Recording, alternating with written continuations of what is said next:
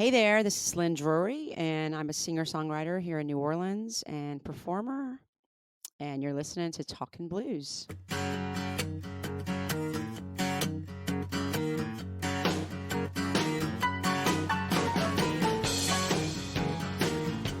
Okay, so before we start talking about music, and hopefully you won't mind, I want to talk about your rodeo career.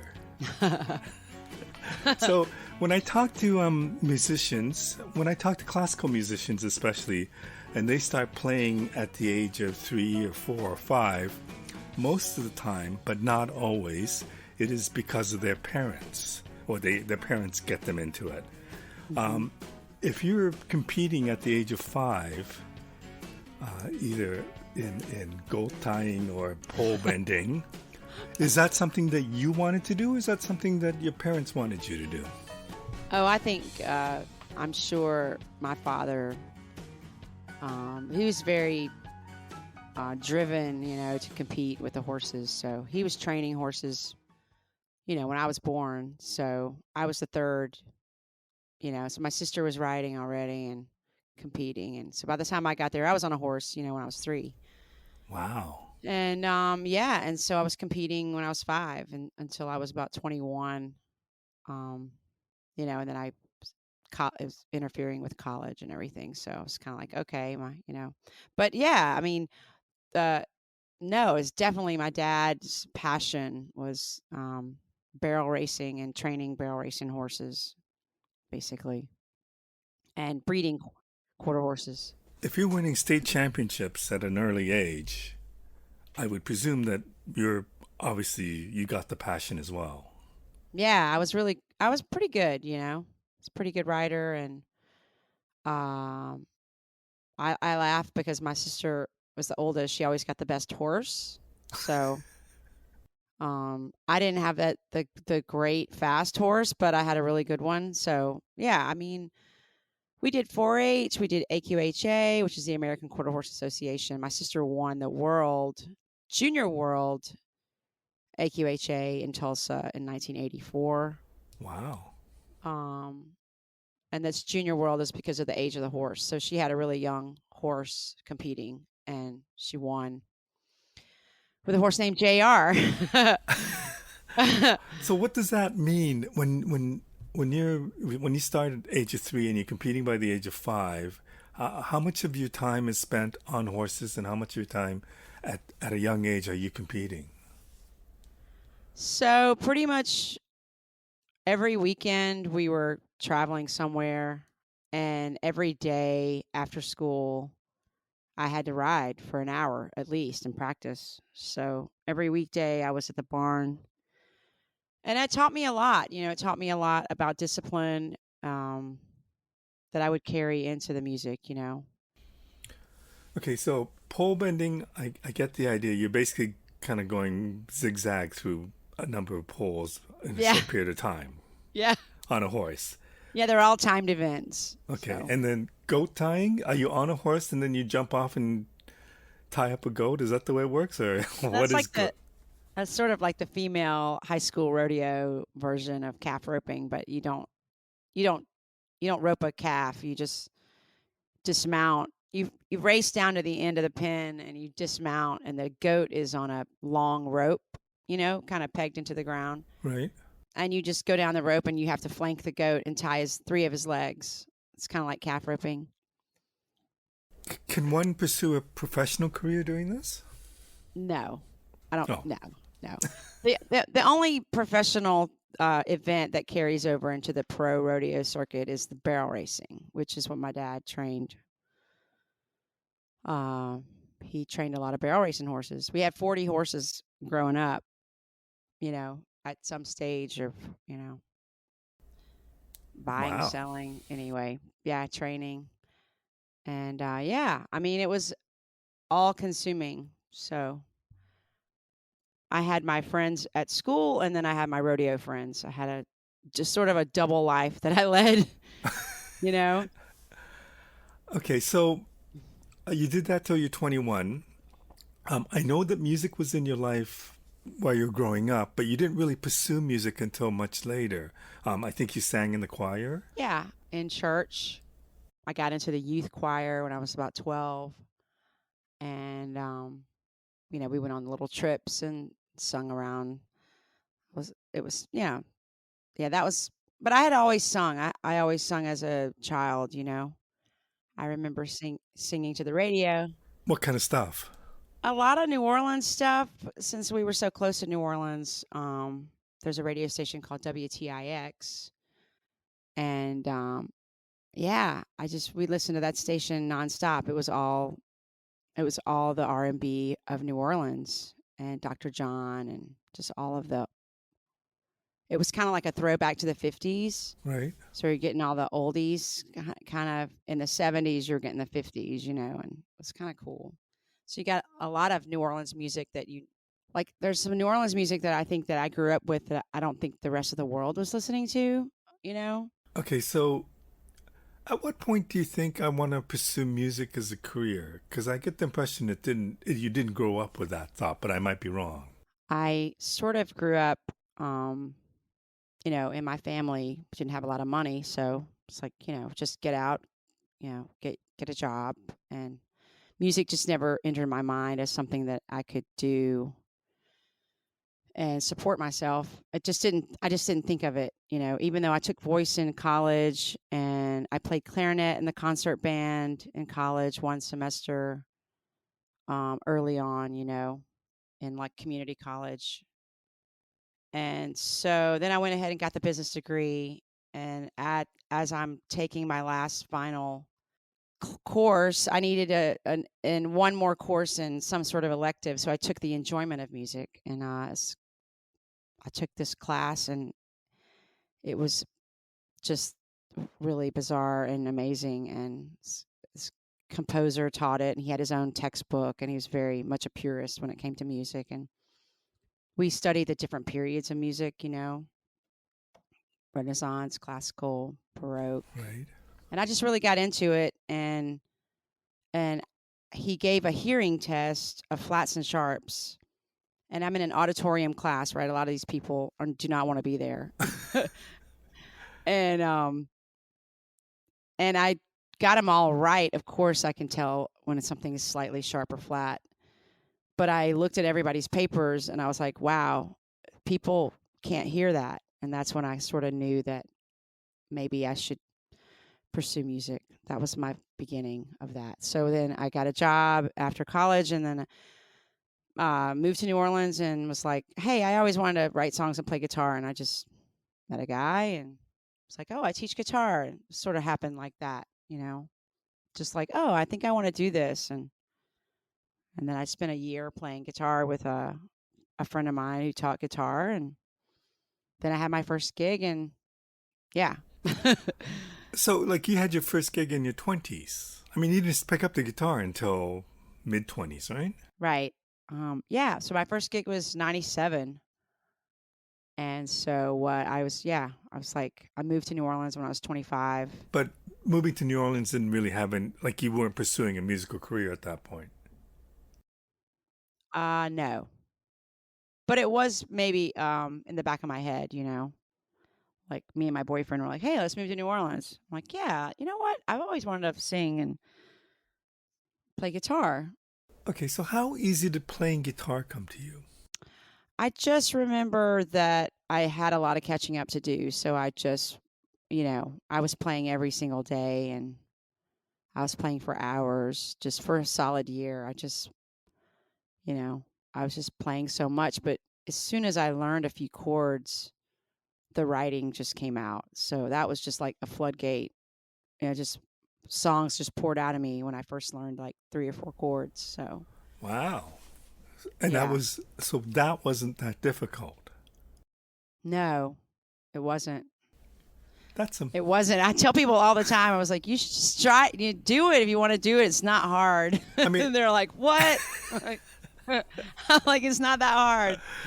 Come on, you can do it. but I don't know at what point you were happy with the songs that you wrote.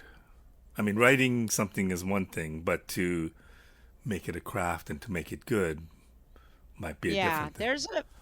obviously my first record is the culmination of all of that all of those years. But yeah, there's a couple of songs on my first record which I would love to see go away. Like, but you No, know, okay. So how many songs but would you, for the most part, I think that's it's pretty strong, which for a first effort. right? So that's so you felt very like I mean because I talked to a lot of musicians who struggle about writing songs. Like writing songs doesn't come easy to them. For some it does. For some it's basically their life's work. But for you it wasn't that difficult to write songs. Not at first. It's tricky. Sometimes I'll have 3 songs that'll just come out, and then I'll go weeks and I'll go months without like thinking about like I'm always thinking about the song, and I'm always thinking about like observing everything around me, and that's sort of where I get my inspiration. Just sort of like put it in the back of my head and kind of go, okay, that's a good way to look at that, or that's maybe a good way to frame. I'm always thinking about the song. I don't always. I'm not always writing though. Right. So Honestly, I really should write more, but who are your inspirations or who do you model yourself after or who did you back then? well, I listened to a lot of Ani DeFranco in the beginning. Mhm. I was really into her, and Patty Rothberg. I was into her, and like I was into all these weird '90s bands. Like that was when the alternative stuff came out and the indie and all that. And um, I just I loved just about everything. I mean, I kind of loved rap music when I was in high school, and I could I knew all the words. But I really loved pretty much everything. I don't, not everything, but I don't know. I grew up on country music in the rodeos, Right. and that was sort of my first love of like singing and harmonies. And I remember like John Conley was a favorite of mine, like um, George Jones, and of course Elvis was a big part. Like my mom had all these Elvis records, Right. and we had a lot of Waylon and Willie and Johnny Paycheck and all that stuff. I kind of grew up, and. Okay, so when you went to school for business, did you think that you were going to pursue business at all? Yeah, That was the I goal. was wearing I was wearing a, I don't know, remember that I was watching LA Law or something. I was like, "Oh, look how they look so cute in their business suits." Or something like that. I remember like we were being kind of groomed, I feel like, as a nation, like little yeah. But once I got in the office and I was executive assistant to the chief financial officer of this one company, and I was like, "Oh, yeah, no. I don't I don't this is not me." And so I got that job, and it was it was fun. We had fun, but once I was there for probably a couple of years, and by the year 2000, I was already kind of playing music enough to make that jump to part-time, and then eventually Katrina was the springboard to just stop the day job and just go on, take that leap. So I find that really interesting. But before I get to that, tell me about going to New Orleans and trying to get into the New Orleans music scene. Is that a difficult thing to do? I mean, I talked to a lot of musicians from New Orleans or who are based in New Orleans, and they're very they're different types of musicians, whether they be more funk or blues or whatever. I mean, there's a lot of different Yeah. kinds of music coming out of this great city, but as somebody who comes into the city and tries to establish themselves in that music scene, is that a difficult thing to do? I don't really think it's difficult. Um you can always find a gig in New Orleans. That's the Okay. beauty of New Orleans, is that you can always hone your craft somewhere. There's some bar or, restaurant that's always hiring musicians. And I started out with weeklies at Margaritaville, and that kind of gave me my chops, wherein I had to learn how to entertain and I had to learn how to play better and sing better all at the same time. So kind of made me a better performer, I think. And are you playing mainly to tourists or locals? Yes. Um, you know, both, but Margaritaville was a lot of tourists, I think. Right.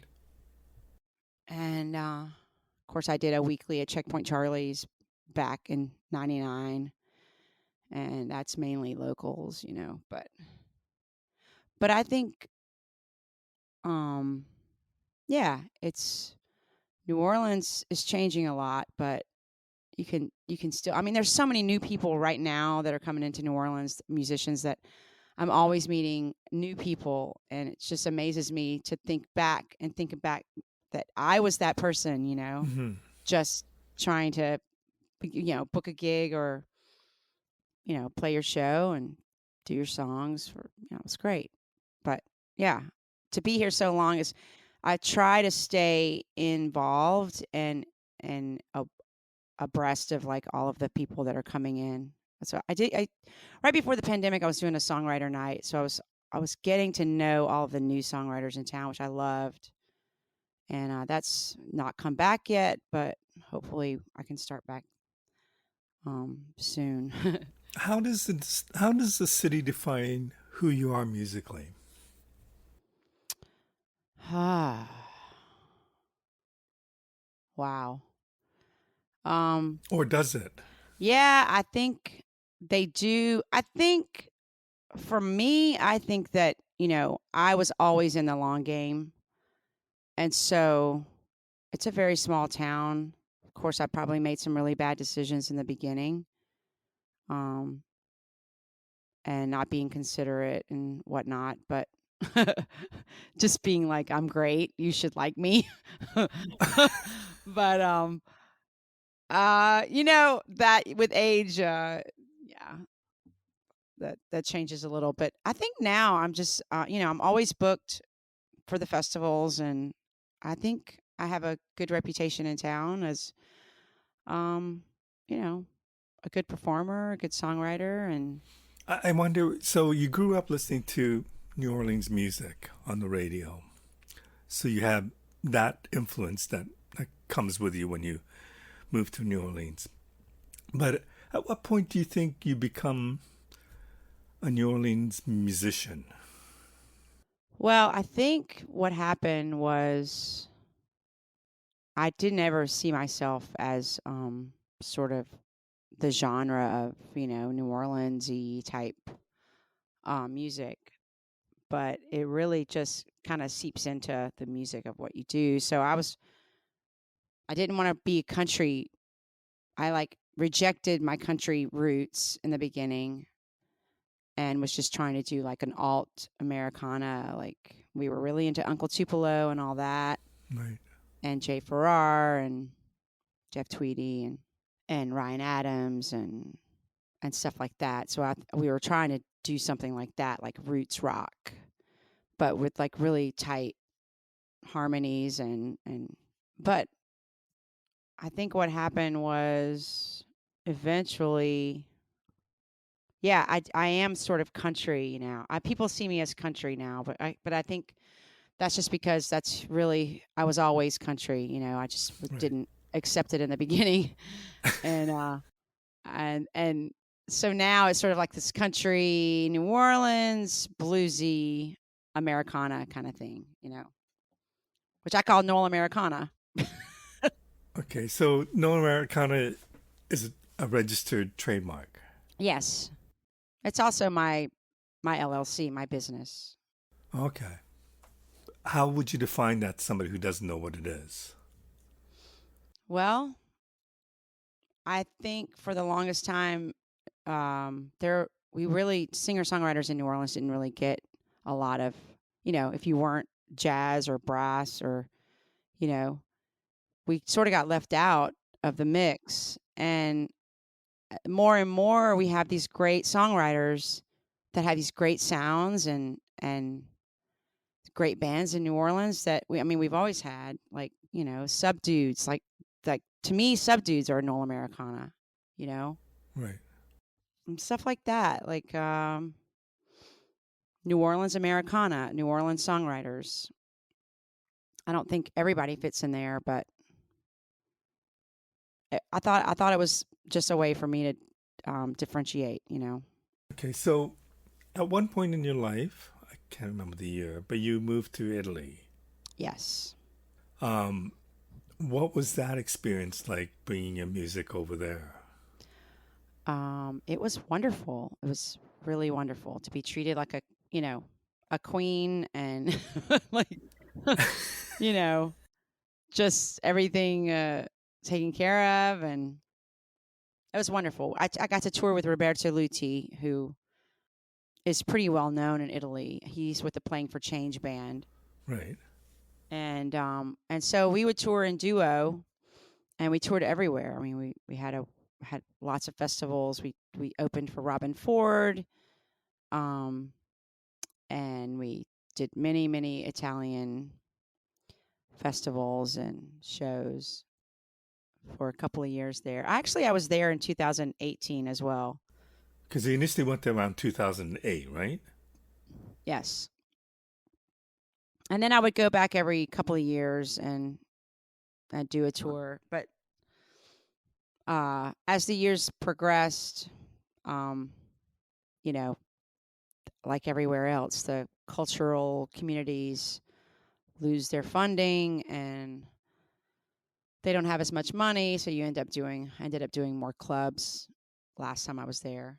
Um, you know, but I did one festival in France, but I'm going to go back to what you talked about, Katrina. So I know that you said it during Katrina, you decided that you wanted to pursue this full time. Tell me the thinking behind that. Tell me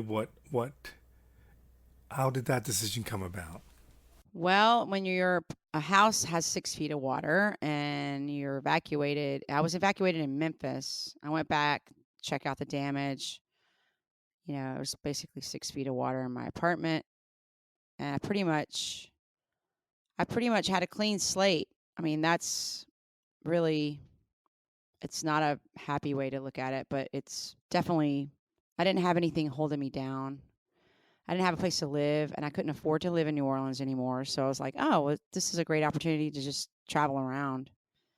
And I just made my home base in Memphis for about a year and a half. And so I traveled around from there. And Katrina was really, I mean, I listened to your Alan Toussaint, and I was like, wow, he thought the same thing. It was this springboard, and all of a sudden, for me, I never would have played like Irma Thomas songs on my set or anything.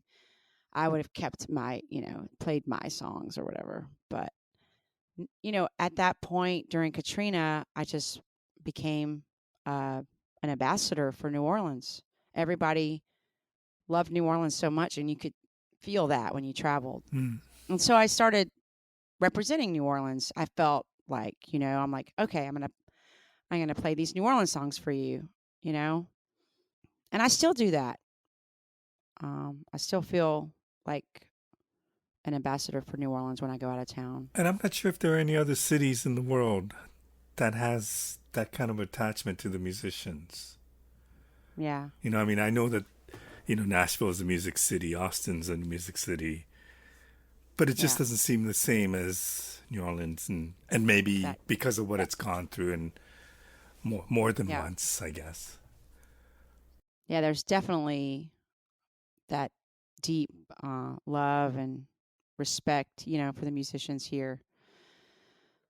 Yeah, it's it's a good town to be a musician in for sure.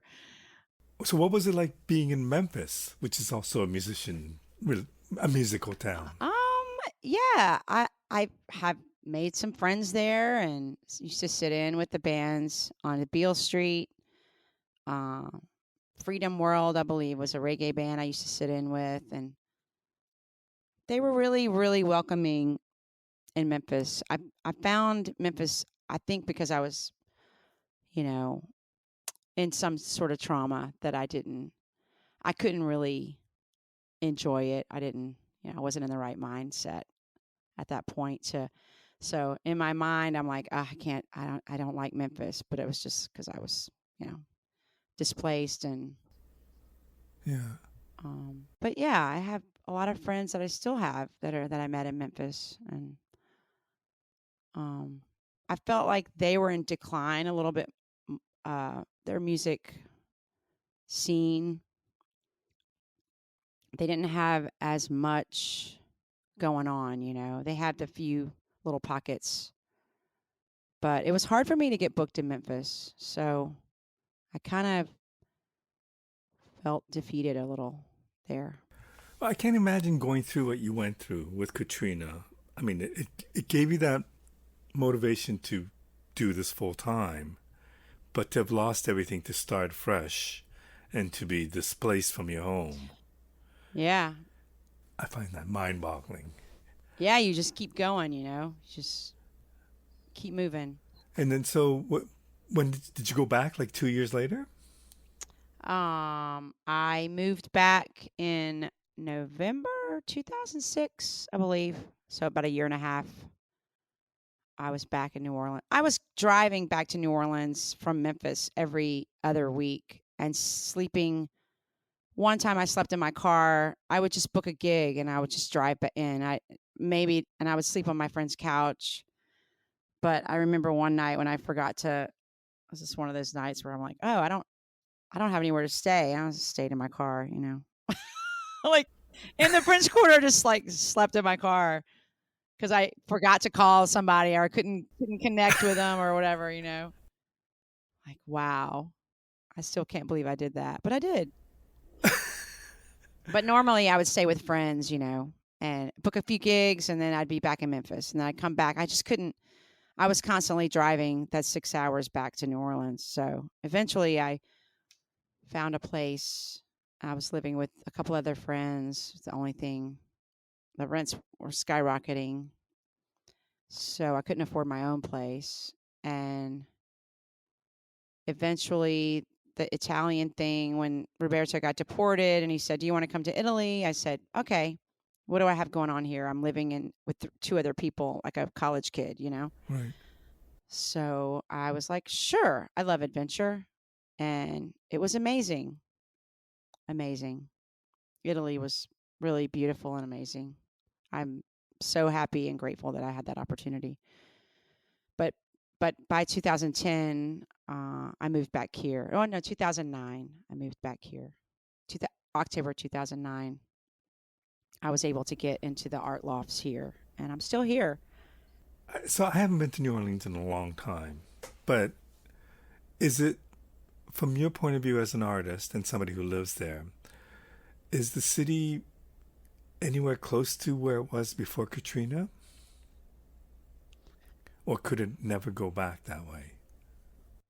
Um, the city has always been dysfunctional in some ways, but so we're holding, you know, we're holding steady on that. But as far as like, yeah, everything's, as far as the city goes, you can't. I don't think you could see the devastation of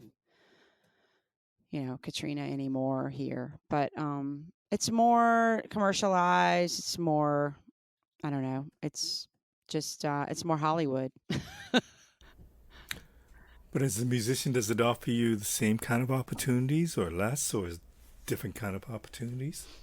um, there's definitely more opportunities.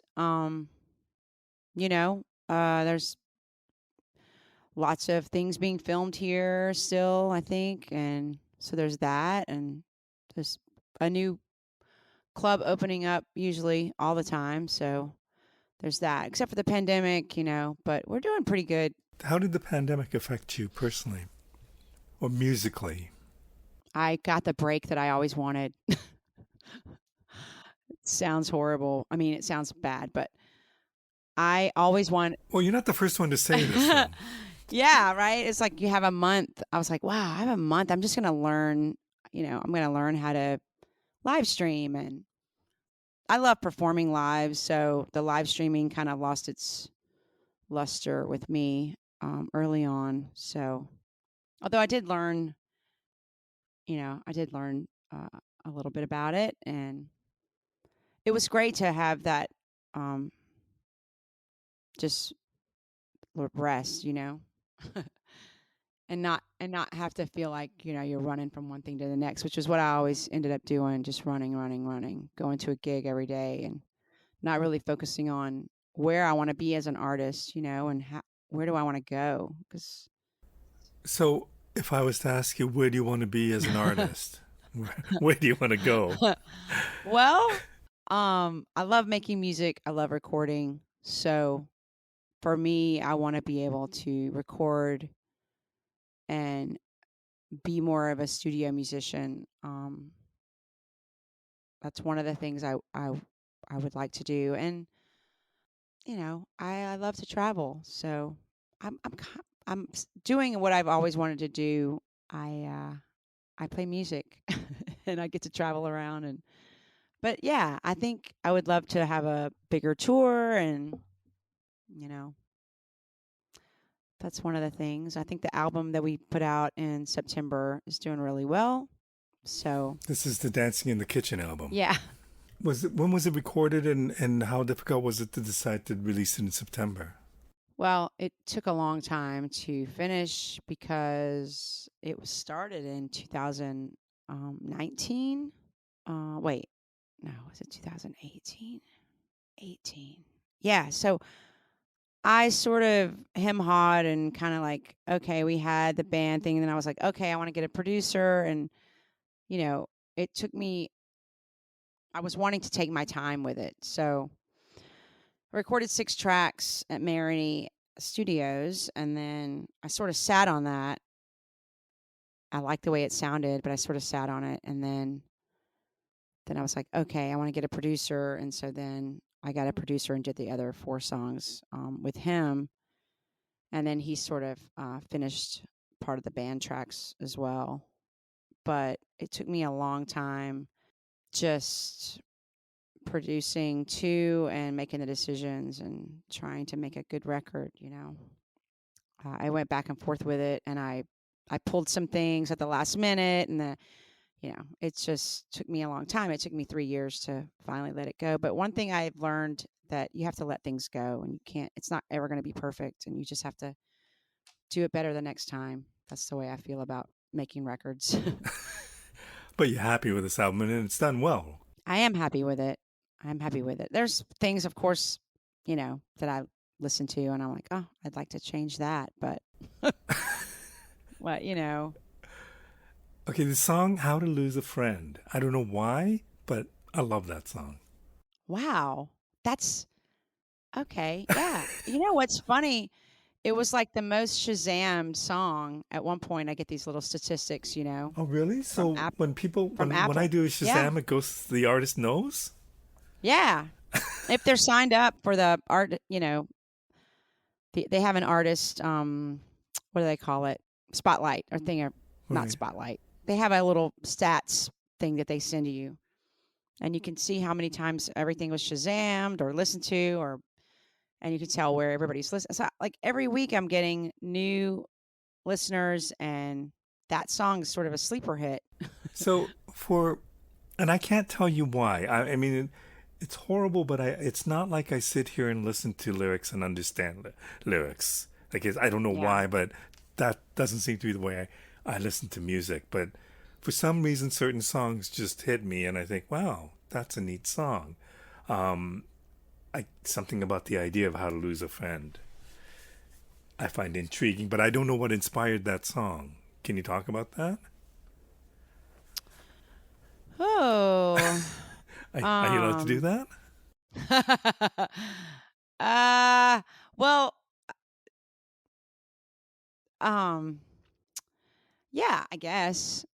That song was written.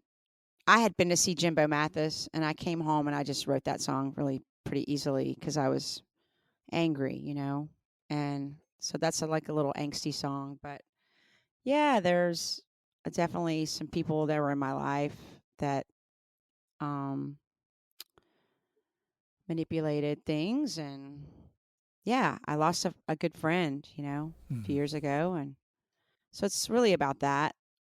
So the fact that it's But the most at one point was the most Shazam song, that would mean that it's probably playing a lot somewhere. yeah, I guess. Well, let me think. So, 77 stations have added the record to their playlist, and I believe like 30 have it in heavy rotation around the U.S. right now. So that's good. That's positive. And then we have another week that they're promoting it. So we'll have more people adding it. I think even next week. So And so I mean, does a tip sheet go with that to tell the stations what to play, or is it just here's the album and the fact that that song might have been Shazammed a lot means that programmers put that on the air more than others? well, this is more.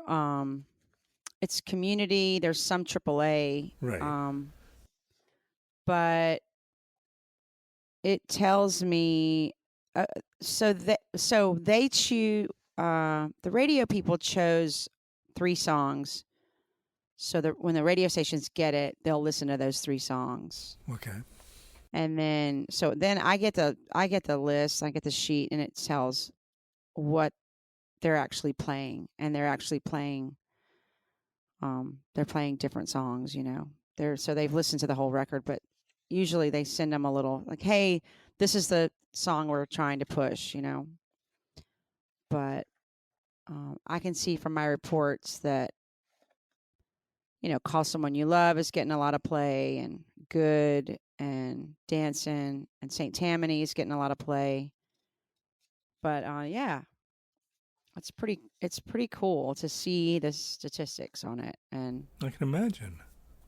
I don't know if it was for NFL or ESPN. oh, ESPN, yeah. There's something that featured you. How did that come about?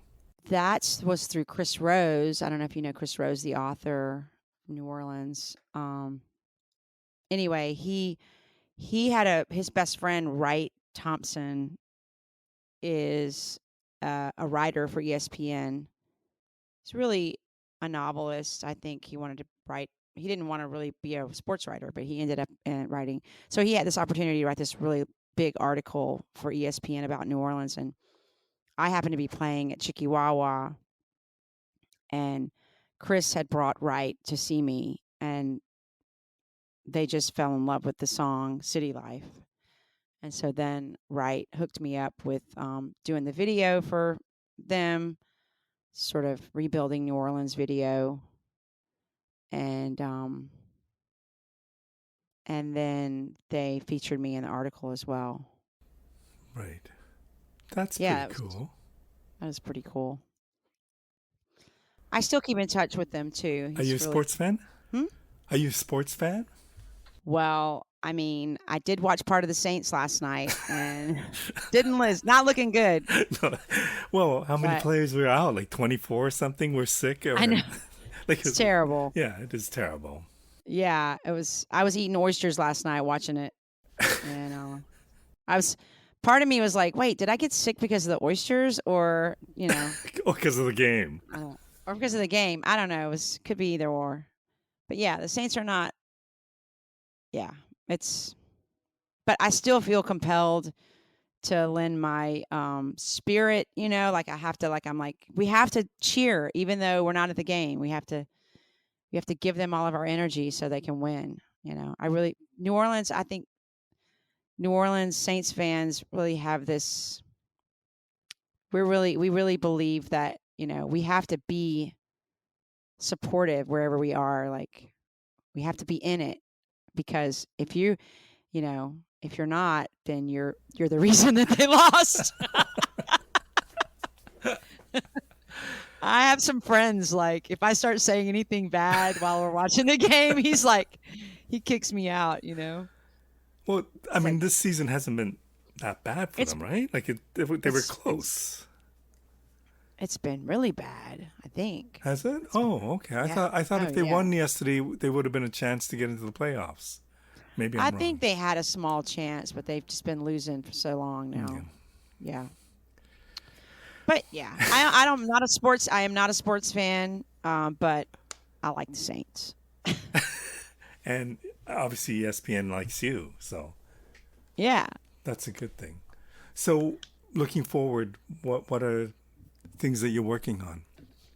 I may go to Nashville and record a single. I'm sort of working on that. I'm sending up producer some new tracks. I definitely have half a record, I'm sure, about ready. So So, with the idea of just doing a single, not a single for a upcoming album. I well, obviously I think in this climate that we live in, it's important to put out music, you know. Right. So I was thinking I would off the heels of the record, I would put out a single, and I have the song that everybody loves right now, and I'd like to have it produced, you know. I don't know. I've never had the really slick producer kind of. Well, I've had some of that, but I've never recorded in Nashville, so I thought, well, that might be cool, you know. For sure. We'll see how it goes. I'll let you know. Okay, so when you decided at one point that you will pursue music, coming from a business school background, did you have a plan? No. Did you have goals? Um, yes. I wanted to take over the world. I don't. Yeah, I hit the ground running and I just tried to play and I just wanted to be good at what I did, you know. And I wanted to be really good. And I think I've worked really hard and I think I'm good. Right. I'm really good at what I do and I enjoy it. I enjoy playing for people and so it's really just about finding it's not really about, you know, money or anything like that. It's about me playing and having a purpose, you know, with the music. I think more now than because I did start late, you know, and I was probably 30 before I even got really going, you know, 33.